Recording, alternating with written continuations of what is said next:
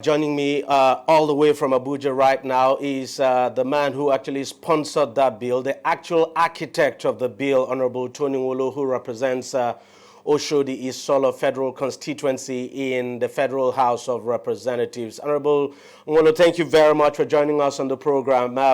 Let me start by saying congratulations. When you started this whole process, did you ever think that this bill was going to generate the kind of interest and reaction it generated before it became law?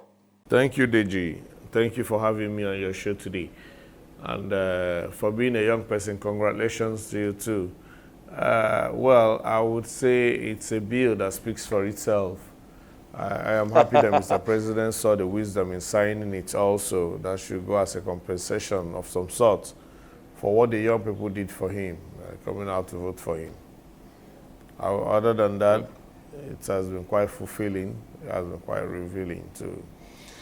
Let's talk about certain aspects of the bill now that the president actually pointed out when he signed it. I mean, that aspect of the age for the position of governor and the Senate. It was actually not what you had actually wanted. So what happened? Well, what I have seen is I know the bill returned from the Senate like that, and we can't really tell what happened. I'm not a senator, and I wasn't in any of their closed sections to deliberate the bill. But one thing I can assure you that it's an ongoing conversation, it's an ongoing discussion. It will continue to. We've gotten this one. We will continue to engage them. With the passage of this bill now, I mean, we now have a law. What do you expect to see in the coming days, weeks, and months? What I expect to see is a stimulated political environment. Now we've opened it up. And before now, a lot of young people have actually been warming up to run, but their challenge or impediment has been the age. So now that one is off the way, I'm sure we're going to see a whole lot of political activities in the shortest possible time. So, some people actually say, look, the law is basically focused on age, but that beyond age, there are actually other challenges, other reasons why you wouldn't have young people come to politics. For instance, they haven't got the kind of money you would need now to contest an election. You contested an election. You know how difficult it is when you do not have money to run. Yeah, I agree with you, DEJI. Elections cost money anywhere and everywhere in the world. That's the truth about it, because even where you're not spending, at least you have to buy materials, you have to buy T-shirts and caps and share and all of that. So it's not like we are going to tell ourselves the sincere truth. Elections will always cost money. Rather, for me, I feel it's those that are determined to go in would also look for alternative ways of raising money, probably through social capital, if you have some. There are times we've also seen that money didn't take some certain people to their expected destination. All right, I'll just say congratulations that your bill was your bill actually generated so much interest, and now it's now become law. Let's just hope that the youth of this country take advantage of it. But there's no question at all that there's still a difficult road ahead. Absolutely, the journey is just beginning. Yes, it has started well.